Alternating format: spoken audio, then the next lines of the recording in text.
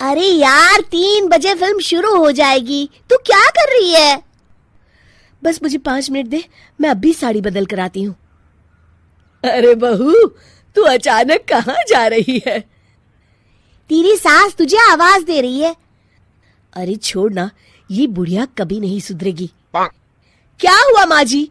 मैंने आपको कितनी बार मना किया है कि मुझे जाते हुए टोका मत कीजिए। मैं फिल्म देखने जा रही हूँ। तू अभी चली जाएगी तो मेरे लिए खाना कौन बनाएगा बहू? सुबह से भूखी बैठी हूँ। अरे माँ जी, आप कौन सा घर का काम करती हो जो आपको भूख लगी है? अच्छा, मुझे देर हो रही है, चलना रीटा। अंजलि के जाते ही सीता देवी अपनी किस्मत को कोसते हुए सारा दिन घर में भूखी बैठी रहती हैं। इस तरह अंजलि अपना बहू होने का कर्तव्य कभी नहीं निभाती थी। वहीं दूसरी तरफ अपनी सास के खाते से पैसे निकाल के अपने शौक पूरे करती थी। लेकिन सीता देवी इस उम्मीद पर थी कि एक दिन उसकी बहू सुधर जाएगी। फिर एक दिन सीता देवी की जुड़वा बहन गीता देवी वहां आती है। अपनी बहन को घर के काम करते हुए देख गीता देवी आग बबूला हो जाती है। अरे ये सब यहाँ क्या चल रहा है सीता? तेरी बहू कहाँ है जो तू घर के काम कर रही है?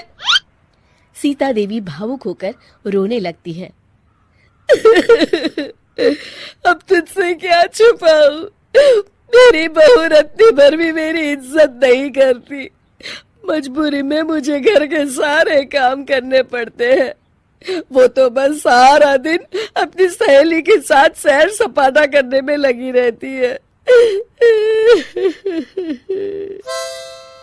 अच्छा, तो उस चिड़िया के पर निकल आए। तू चिंता मत कर, मैं ऐसी कई बिगड़ैल बहुओं को ठीक कर चुकी हूँ। अब मैं इस चुड़ैल से निपटूंगी। तू कुछ दिनों के लिए मेरे घर चली जा, मेरी बहू तेरी अच्छी देखभाल करेगी। फिर दोनों बहनें आपस में साड़ियां बदल लेती हैं और सीता देवी अपनी बहन के घर चली जाती हैं। देर रात अंजलि जब घर आती है तो अपने कमरे का नजारा देख उसकी आंखें फटी की फटी रह जाती है। हे राम, मेरे कमरे का एसी कहाँ चला गया? और मेरा 56 इंच का एलईडी टीवी कौन ले गया? अंजलि तहस के साथ अपनी सास के कमरे में जाती है। तभी वो देखती है कि उसके कमरे का एसी और टीवी उसकी सास के कमरे में लगा है और गीता देवी आराम से एसी की हवा खाते हुए सास बहू सीरियल का मजा ले रही है। अच्छा, तो ये सब इस बुढ़िया की कारस्तानी है। अभी इसे बताती हूँ। ये सब क्या है माँ जी? आपकी हिम्मत कैसे हुई मेरे सामान को हाथ लगाने की? क्यों बहू, ये सारा सामान तूने तेरे पिताजी के पैसों से खरीदा है क्या? है? लगता है तू भूल गई कि ये सारा सामान मेरे पैसों से आया है, इसलिए मैं अपनी सारी चीजें अपने कमरे में उठा लाई। तुझे कोई एतराज है? चल जा यहाँ से, सीरियल का मजा किरकिरा मत कर। गीता की बातों का कोई जवाब नहीं बनता देख अंजलि अपने दांत पीस कर रह जाती है। अगले दिन रीटा और अंजलि शॉपिंग पे जाने की तैयारी करती हैं। अंजलि जैसे ही अपनी स्कूटी पर बैठती है तभी गीता देवी स्कूटी की चाबी निकाल लेती हैं। अरे, ये स्कूटी कहाँ लिए जा रही है?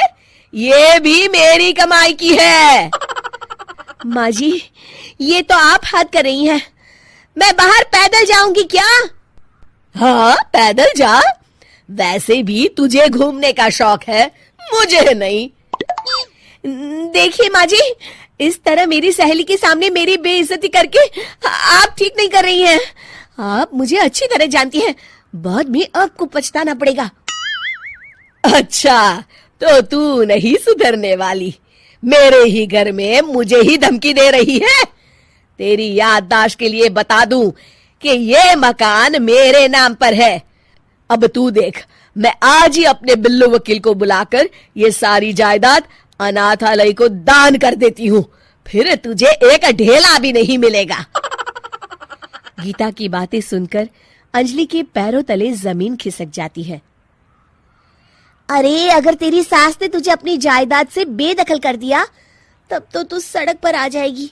मैं तो कहती हूँ चुपचाप अपनी सास से माफी मांग ले अंजलि। हाँ, तो बिल्कुल सही कहती है, मेरी सास का कोई भरोसा नहीं है।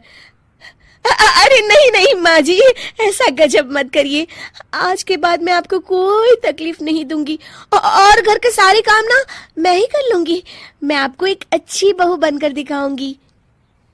कुछ दिनों के बाद ये लीजिए माँ जी, आराम से गाजर का हलवा खाइए।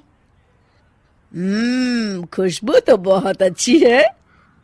हाँ माँ जी, वैसे मैंने सब काम कर लिया है, तो मैं आपके पैर दबा दूं? आप आराम से हलवा खाइए। इस तरह गीता देवी अंजलि को सही रास्ते पर ले आती हैं और सीता देवी वापस अपने घर में आकर रहने लगती हैं।